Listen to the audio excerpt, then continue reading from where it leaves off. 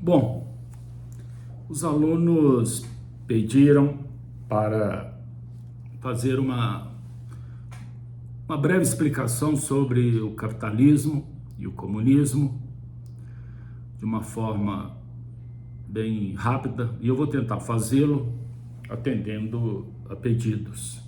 Pois bem, antes de tudo, para entender o capitalismo, que significa a força do capital, a força do lucro, a predominância dos ganhos financeiros, há que se fazer um retorno ao século XV, com o fim do Império Romano. Ele se dissolve e essa dissolução resulta em núcleos feudais, castelos, sociedades de exploração da terra a partir da centralidade do monarca, sua nobreza, e contratos que envolvem suzeranos, vassalos, na exploração da terra. A posse, então, da terra e o trabalho que se fazia nela mantinha essa sociedade numa relação de exploração, lucros, centralizado na figura do monarca, que dava proteção à nobreza. A nobreza tirava o lucro dos impostos, da exploração da terra, e o camponês tinha uma relação com a terra de sobrevivência em última escala. Pois bem, à margem do feudalismo começou a se constituir alguns núcleos de vendas, de comércio paralelo, e esses núcleos eram chamados de burgos, esses pequenos núcleos de comércio. E, evidentemente, que os ocupantes dos burgos eram uma classe burguesa, os comerciantes, que começaram a ganhar dinheiro. Só que os burgueses tinham dinheiro, mas não tinham a terra, porque a terra estava nas mãos da nobreza e do monarca. Para tomar a terra do monarca, havia uma dificuldade que era exatamente a questão religiosa, porque o monarca estava associado ao discurso religioso, ao catolicismo, que defendia o monarca como titular da propriedade por vontade divina. Então o catolicismo era o grande aliado dessas forças monárquicas. Ocorre que, com o protestantismo, esses burgueses encontraram um discurso religioso para fazer frente ao catolicismo. Então, como eles eram dotados de grande poder financeiro, mas não tinham as terras, e eles precisavam das terras dos monarcas para prosseguirem seus ganhos, começaram a financiar as revoluções pela Europa. Essas revoluções faziam a derrocada da monarquia e concediam aos burgueses toda a terra, a pretexto agora de um novo Estado, o Estado moderno.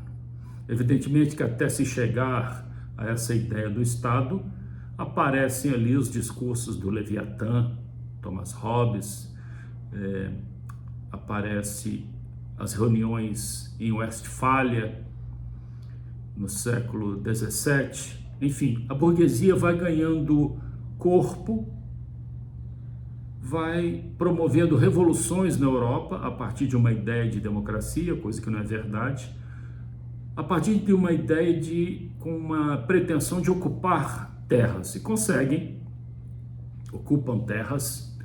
Para ocupar essas terras, eles agora estão apoiados num discurso da lei. É aí que se inventa o direito do Estado moderno, que concede a essa figura burguesa o nome de Estado e o controle das terras. As terras agora não estão mais em poder da burguesia. Então a burguesia agora cria esse Estado moderno para proteger a propriedade privada, cria o direito desse mesmo Estado moderno. Portanto, o capitalismo ele é um mecanismo de explorar, é uma nova exploração das terras por forças burguesas, que consiste na exploração máxima dessas terras, a fim de conseguirem o maior lucro possível, a chamada mais-valia. Isso então se estende até a possibilidade de exploração maior, que é conhecida pela Revolução Industrial. Essa Revolução Industrial possibilita o fetiche, a exploração, a transformação do trabalho em mercadoria, porque a técnica maior do capitalismo é transformar tudo em mercadoria. Isso chama-se fetiche. Então, o objeto do fetiche agora é o trabalho. Para que ele seja transformado em mercadoria e dele possa se extrair o maior lucro possível, ele tem que ser desvalorizado. Portanto, o trabalhador agora sofre um desgaste, ele sofre agora processos de construção da pobreza, para que ele possa ceder o seu trabalho a baixo custo e fazer com que essa burguesia consiga o maior lucro possível. Então o trabalho vira uma mercadoria, a fetichização, o fetiche do trabalho. Esse trabalho que agora é um fetiche, ele depende da sua desvalorização, ele depende da pobreza, para que ele se torne barato e para que ele se torne produto do qual se extrai o lucro. Ora, nesse sentido, o trabalhador, agora levado aos extremos da pobreza, ele também sofre um processo de alienação. O processo de alienação é um processo de produção da pobreza, no qual ele desconhece, ele é levado a desconhecer o valor do seu trabalho. Ele, na produção das peças, ele desconhece o produto final do seu trabalho, ele está longe, ele está alienado, ali é nada, ele é alienado. Então, a alienação do trabalho faz com que haja uma desvalorização cada vez maior. Então, o trabalho é um fetiche e tudo passa a ser objeto de fetiche nesse estado burguês. Tudo vira mercadoria, tudo. Direito, amor, sexo, confiança, fidelidade, tudo vira dinheiro. E tudo tem que ser transformado numa mercadoria barata para que ela possa ser explorada. Então essa cadeia capitalista, ela vive da exploração, da transformação das coisas em mercadoria, para que ela possa ser negociada e dela se tire o maior lucro possível, inclusive a própria natureza, que talvez seja o fetiche maior. A exploração da natureza até a sua morte, até a sua destruição, porque importa o dinheiro. Ora, então nós temos aí um processo onde esse Estado é um produto do capitalismo, oriundo da tomada de terra, oriundo agora da proteção da propriedade privada.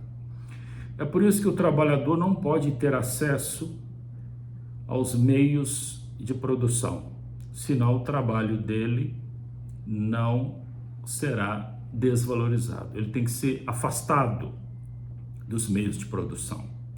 Os meios de produção têm que ficar nas mãos de alguns. Eles chamam essa tomada dos meios de produção, das coisas públicas, por alguns de propriedade privadas. Então, quando se toma rios, petróleos, sistema bancário, sistema de segurança, eletricidade, tudo isso nas mãos de alguns, a tal propriedade privada, é no sentido de desvalorizar o trabalho, produzir pobreza, para que o mecanismo do capital se retroalimente. Uma observação importante é não confundir propriedade privada, que é o que deveria ser de todos, mas é de alguns, com propriedade particular, que é aquilo que pertence a uma pessoa.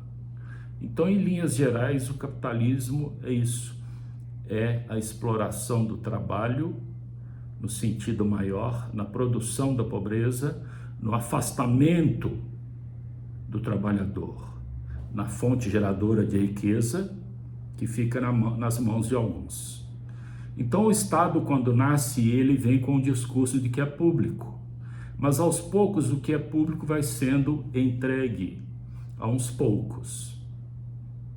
E isso produz cada vez mais pobreza e produz cada vez mais riqueza. Não é possível falar em riqueza sem a produção da pobreza, da alienação, do afastamento do trabalhador, da desvalorização do trabalho. Aí entram então mecanismos de educação insuficiente e educação específica para os burgueses, para que eles possam manter o capitalismo. Então existe uma educação de massa que na realidade é uma educação de produção de pobreza, de ignorância.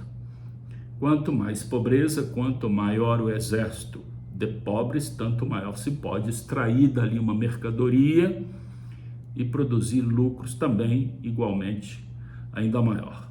Isso significa que o comunismo é, antes de tudo, a compreensão desse mecanismo de exploração do homem, do seu trabalho, da coisificação do homem, que o homem é transformado em mercadoria e que ele é afastado do bem público, o que é de todos. A terra é de todos, os rios, as florestas e os bens que isso tudo pode eventualmente produzir são de todos. Não existe essa questão de propriedade privada. Não existe esse discurso de que a propriedade privada vai diminuir os custos. É claro que não. Tudo que se entrega para alguns gera mais lucro para esses alguns.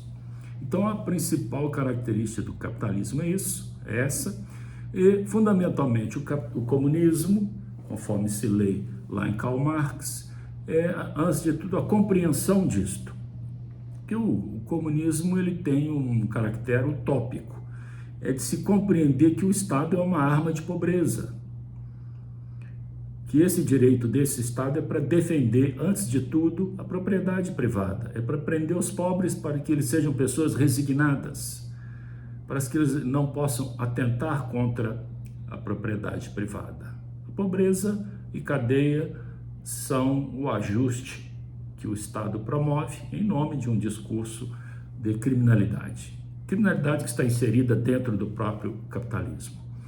Portanto, o comunismo é a tentativa de fazer entender isso e de fazer entender que as pessoas são titulares dos bens públicos.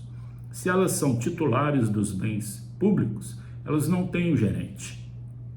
Não é esse Estado que vai fazer com que as pessoas entendam isso. Elas vão entender isso e compreender que há que se existir uma vida comum. Essa é a questão.